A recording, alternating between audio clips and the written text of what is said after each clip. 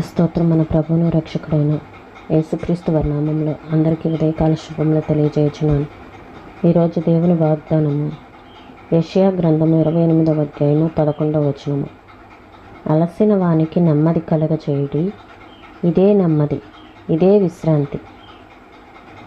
మనకి చాలాసార్లు మన సమస్యలే మనకి పెద్దవిగా కనిపిస్తూ ఉంటాయి.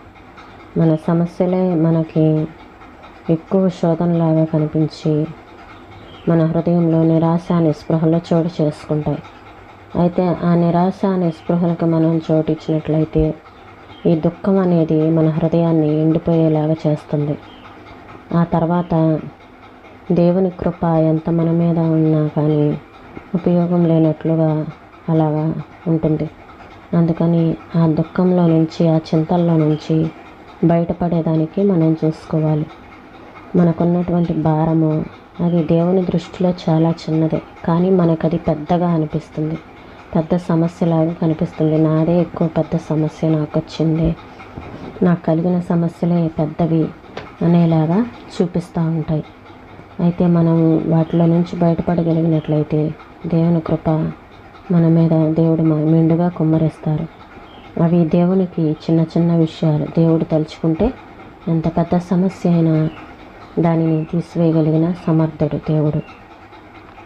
ఎందుకు ఆందోళన చెందుతావు? నువ్వు చింతించటం వలన ప్రయోజనం ఏమిటి? నువ్వు ఒక ఓడలో ప్రయాణం చేస్తున్నావు.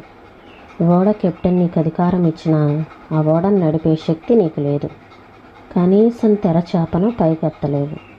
అయినా నువ్వు చింతిస్తూనే ఉన్నావు. ఓడ నడిపే వాడివి నువ్వు కాదు కదా. నెమ్మదిగా ఉండు, దేవుడే యజమాని. నీ చుట్టూ కనిపిస్తున్న అవాంతరాలు, అడ్డంకులు చూసి దేవుడు తన సింహాసనం మీద లేడని అనుకుంటున్నావా? ఎంత మాత్రమూ కాదు. ఆయన యుద్ధాశ్వాలు వాయువేగంతో దౌడు తీస్తున్నాయి. పెనుగాలి తుఫాన్లా ఆయన రథం వస్తున్నది.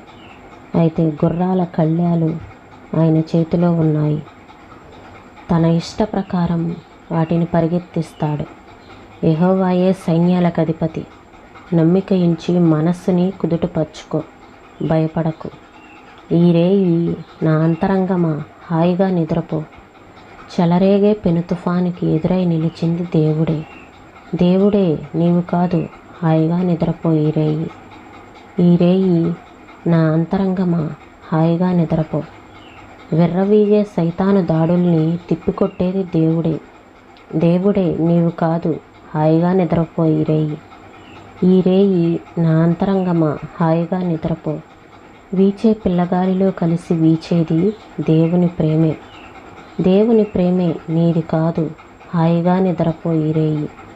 ఈ రేయి నా అంతరంగమా హాయిగా నిద్రపో. అంగలార్చే వాళ్లను ఓదార్చేది దేవుని రాజ్యమే. దేవుని రాజ్యమే, నీది కాదు. హాయిగా నిద్రపో. ఈ రేయి నేను నిన్ను బ్రతిమాలుతున్నాను. నిస్పృహకి తావివ్వకు. ఇది చాలా ప్రమాదకరమైన శోధన. శత్రువు పన్నే కుటిలమైన పన్నాగం. ఆ పైన దానిపై ఎంత కృప వర్షించినా ఫలితం ఉండదు. దుఃఖం అనేది చిన్న విషయాలను కూడా పెద్దవి చేసి భయంకరమైన రంగుల్లో చూపెడుతుంది. నీకున్న తేలిపాటి భారం ఎక్కువ బరువుగా అనిపించేలా చేస్తుంది. నీ గురించి దేవుని పథకాలు, వాటిని ఆచరణలో పెట్టడానికి ఆయన అనుసరించే మార్గాలు జ్ఞానంతో నిండినవి. ఈ మాటలను ప్రభువు మన వెనుకల్లో దీవించునుగాక. ప్రార్థన చేసుకున్నామండి. స్తోత్రం తండ్రి, పరిశుద్ధుడా, ప్రేమ కలిగిన దేవా, నీకు వందనాలు చెల్లిస్తున్నాం ప్రభువా. అలసిన వానికి నెమ్మది కలగచేయుడి, ఇదే నెమ్మది, ఇదే విశ్రాంతి. ప్రభువా, అలసిన స్థితిలో, కృంగిపోయిన స్థితిలో నా తండ్రి నాయన ప్రభా ఎవరైతే ఉన్నారో అటు వారిని మీరు లేవనెత్తమని వేడుకొంచున్నాను ప్రభా. అయ్యా, చింతించటం వలన మేమేమీ చేయలేము. దుఃఖం మా హృదయాలలో ఉంటే అది ఎండిపోయేలా చేస్తుంది. అయితే దానిపైన ఎంత కృప వర్షించినా ఫలితం ఉండదని మీరు సెలవిస్తున్నారు ప్రభా. ఆ దుఃఖంలో నుండి, ఆ చింతల్లో నుండి మేము బయటపడటానికి మాకు సహాయం చేయండి ప్రభా. అయ్యా నా తండ్రి, మా గురించిన మీ పథకాలు మేము ఆచరణలో పెట్టకుండా, మేము వాటిని అనుసరించకుండా, అయ్యా నా తండ్రి నాయన ప్రభా, మీ జ్ఞానాన్ని మేము అర్థం చేసుకోకుండా చేసేలా చేస్తుంది ఈ దుఃఖము. వాటిలో నుంచి మమ్మల్ని బయటపడేయమని వేడుకొంచున్నాను ప్రభా.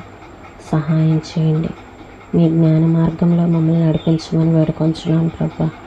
నీకు వందనాలు ప్రభా. అయ్యా నా తండ్రి, అంగలార్చే వాళ్ళని ఓదార్చేది మీ రాజ్యమే కనుక దేవా నీకు వందనాలు. మీ రాజ్యాన్ని గురించిన ఆసక్తిని మాలో పుట్టించండి ప్రభా. సహాయం చేయండి. ఉదయకాల సమయంలో మీ కృపనిచ్చి నడిపించమని యేసయ్య పరిశుద్ధమైన నామంలో అడిగి వేడుకొంచున్నాం తండ్రి. ఆమేన్.